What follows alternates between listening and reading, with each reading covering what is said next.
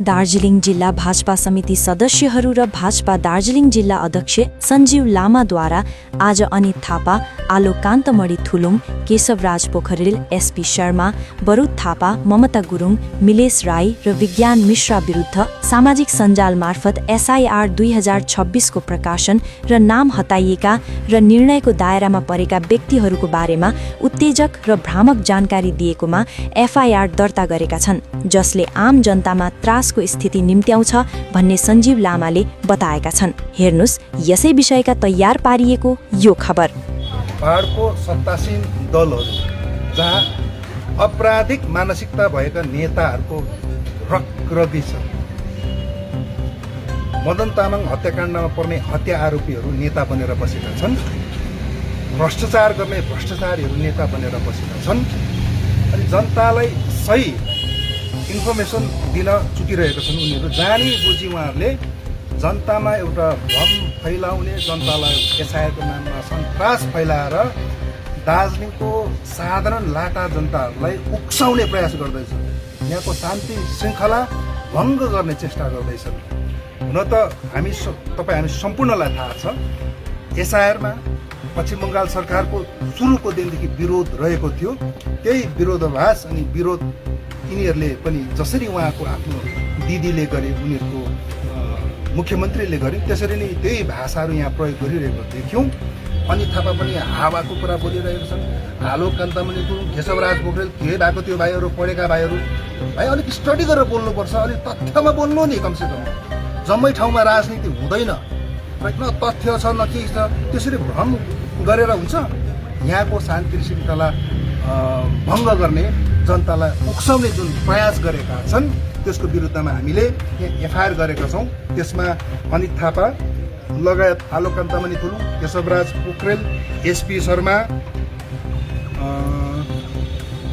बरुद थापा जो कालेबुङबाट, अनि ममता गुरुङ जो कालेबुङ सायद खण्ड 1 को समिति चेयरपर्सन पनि हुनुहुन्छ, मिलेश राई मिरिकको सायद उहाँ सभासद हुनुहुन्छ, अनि यो विज्ञान मिश्र भन्ने भाइहरू र अरू पनि छन्। के तपाईँ दार्जिलिङ सहर वरिपरि आफ्नो नानीहरूको निम्ति सुरक्षित, शान्ति, कुशल अनि घरको वातावरण भएको पेइङगेस्टको खोजीमा हुनुहुन्छ? त्यो पनि उचित मूल्यमा हो भने हामीलाई आजै सम्पर्क गर्नुहोस् अनि आफ्नो ठाउँलाई सुरक्षित राख्नुहोस्। नम्बर 9775495618 7679657114।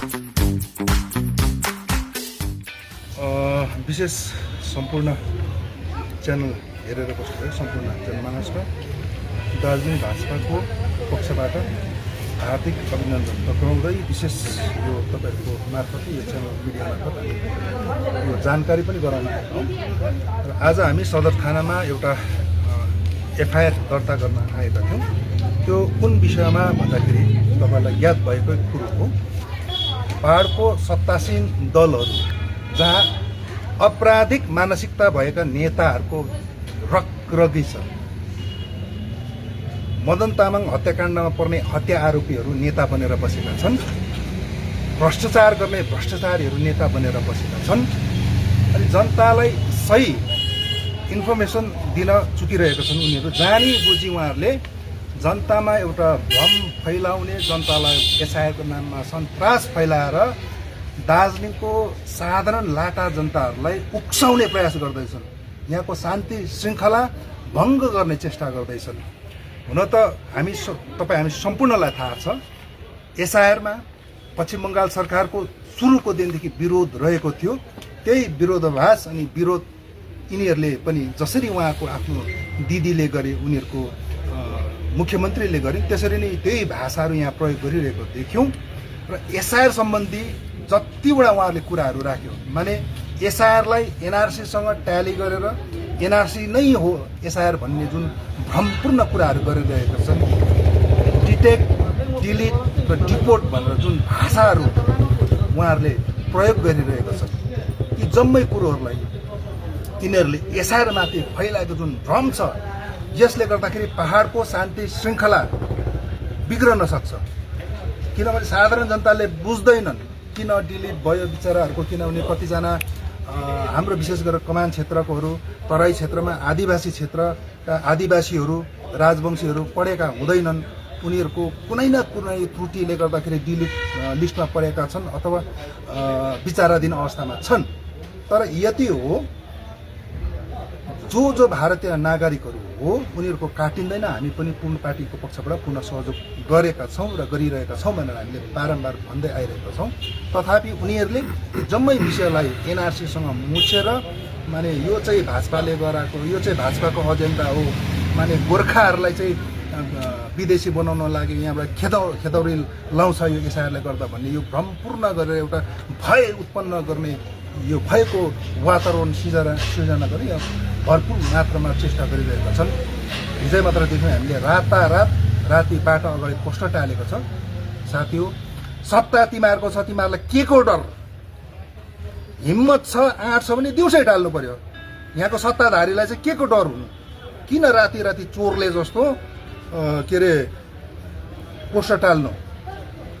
हुन त उड्दा बस्दा खाँदा खालि कमिसनको हिसाब गर्नेहरूले एसआर माथि रिसर्च गरेका छैनन्, पढेका छैनन् जहाँसम्म हामीलाई लाग्छ। अनित थापा पनि हावाको कुरा बोलिरहेका छन्।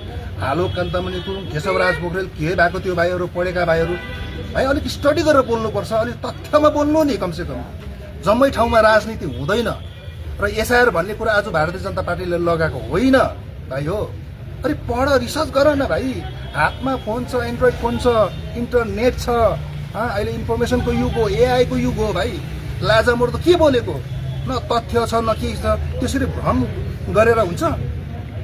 र यो भ्रमपूर्ण जुन कुराहरू गरेर, भ्रामक प्रचारहरू गरेर यहाँको शान्ति श्रृङ्खला भङ्ग गर्ने, जनतालाई उक्साउने जुन प्रयास गरेका छन् त्यसको विरुद्धमा हामीले यहाँ एफआइआर गरेका छौँ।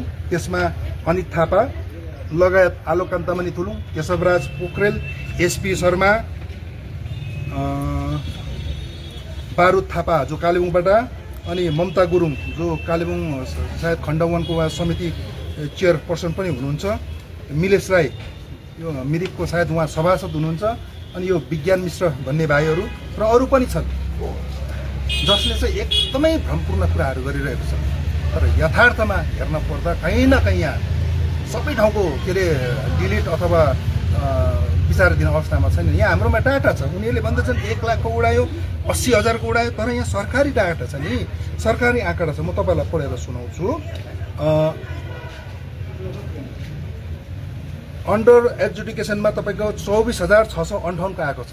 अब यो अन्डर एजुकेसन भनेको यो विचाराधीन अवस्थामा कन्सिडरेसन भनिएको, यसको कुनै समस्या हुँदैन, 100% छिर्छ उहाँहरूको। त डिलिटेडमा दार्जिलिङको मात्रै 2172, यसमा कतिजना सिफ्ट दार्जिलिङदेखि सिफ्टेड पनि भएको हुनसक्छ, कतिजना मरेका पनि हुन सक्छन्, कति के पनि हुनसक्छ, अथवा कतिको बिचरा कुनै कागजपत्रको त्रुटिले अथवा बिएलओको गल्तीले, बिडिओ अफिसको गल्तीले, होइन त्यो गल्तीले पनि त्रुटि भएको हुनसक्छ।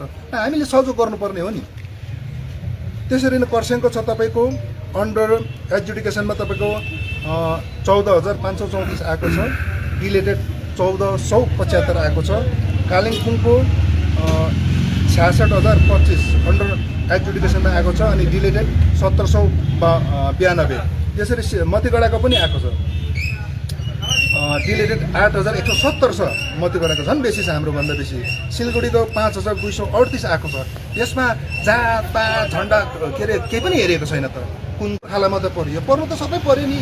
कहीँ न कहीँ कसै न कसैको गल्तीले भयो होइन। एउटा लाटा सोझा जनतालाई जसले पढ्न लेख्न जानेको छैनन् होइन, उनीहरूको ठिक ढङ्गले भरिदिएन होला, हाल्नुपर्ने कुरो अपलोड गरिदिएन, त्यसको कारण पनि समस्या भएको छ नि त। समस्या एउटै कारणले मात्रै भएको छैन, तर इन्टेन्सनली भारतीय जनता पार्टीले सांसद राजु विष्टले गरेको होइन नि। ए लठुवा हो, गोक्ते हो, यो प्रजातान्त्रिकको गोक्तेहरू के भएको? पढ्दैनौ तिमीहरू? पढेको छैनौ? अलिक रिसर्च गर्नु।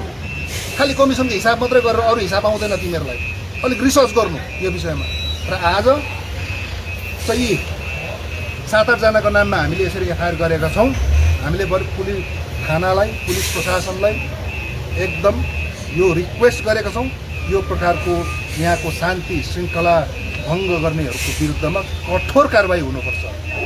यहाँको जनताहरूलाई उक्साएर यहाँको सामाजिक वातावरण बिगार्ने जुन चेष्टा गर्दैछ यसको एकदमै कडाभन्दा कडा एक्सन हुनुपर्छ भनेर हामीले माग गरेका छौँ। सँगसँगै यहाँ 1-2वटा मिडिया, सबै मिडिया होइन, 1-2वटा मिडियाले एकदमै बायस तरिकाले एकदमै पक्षपाती भएर एसआइआर बारे सठिक जानकारी नदिएर प्रजातान्त्रिकहरूको क्याडरहरूलाई उभ्याएर यहाँ रिपोर्टिङ गरिरहेको छ। हामी लाखेस गर्छौँ त्यो मिडिया हाउसहरूलाई पनि कानुनी कारबाही गर्न नपरोस् हामी रिक्वेस्ट गर्छौँ। हो, आज दलहरूमाझ राजनैतिक पार्टीहरूमाझ आपसमा आरोप प्रत्यारोप हुन्छ, त्यही पनि भोटको सिजन हो, तर एउटा मिडिया हाउसले जनतालाई सठिक र सही जानकारी दिनुपर्छ। त्यो धर्म हो एउटा मिडियाको। एउटा बायस भएर टिएमसीको लागि प्रचार गर्ने उद्देश्यले, प्रजातान्त्रिक मोर्चाको क्याडरहरूको निम्ति प्रचार गर्ने उद्देश्यले त्यो क्याम्पेन त्यसरी गर्नु हुँदैन। आज भाजपाको गल्ती छ भने देखाओस् न, लु भारतीय जनता पार्टीले राजु विष्टले गल्ती गरेको छ भने देखाओस्, कहाँ छ उनीहरूकोमा तथ्य। तर यो तथ्यहीन कुराहरू मिडियाहरूले पनि नगरोस्। मिडियाको साथीहरूलाई विशेष अपिल, र कुनै आजसम्म भयो र भोलिको दिनदेखि यो प्रकारको जनतामा भ्रम फैलाउने, जनतालाई उक्साउने, यहाँको माहौल खराब गर्ने कुनै मिडियाले गर्छ भने मिडियालाई पनि हामी छोड्दैनौँ। र यिनीहरूलाई त जसले भट्टुवारे यो आफ्नै जाति मासेर, आफ्नै माटो बेचेर, आफ्नै जमिन बेचेर, यहाँ भएको हाम्रो एसेटहरू सकेर, अफिसहरू बेचेर यो बेचुवा व्यापारीहरूको त हामी खैरो मात्रै खाँदैनौँ, यिनीहरूको विरुद्धमा कडाभन्दा कडा कारबाहीमा हामी उत्रिन्छौँ। भारतीय जनता पार्टी भन्दै जनतालाई नातिनुहोस्।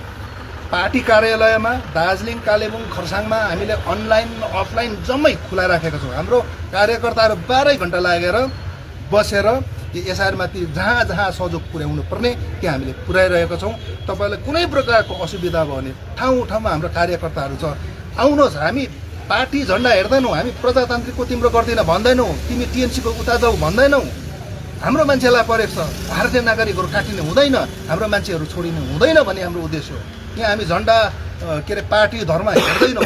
र जनतालाई पनि त्यही अपिल गर्छु, प्यानिक हुने कुनै प्रकारको आवश्यकता छैन। तपाईँहरूको नागरिकता काटिएको होइन, तपाईँहरूलाई भ्रममा पार्दैछ, झुटा कुरा गर्दैछ, यो कुरो तपाईँहरूले बुझ्नुपर्छ। र कुनै पनि कुरामा तपाईँहरूलाई सहयोग चाहियो भने भारतीय जनता पार्टी तपाईँहरूको सेवामा निरन्तर रहनेछौँ भन्ने प्रतिबद्धता पनि म यो प्रेस मार्फत तपाईँलाई दिन चाहन्छु। के तपाईँ दार्जिलिङ सहर वरिपरि आफ्नो नानीहरूको निम्ति सुरक्षित, शान्ति, कुशल अनि घरको वातावरण भएको पेयिङ गेस्टको खोजीमा हुनुहुन्छ, त्यो पनि उचित मूल्यमा? हो भने हामीलाई आजै सम्पर्क गर्नुहोस् अनि आफ्नो ठाउँलाई सुरक्षित राख्नुहोस्।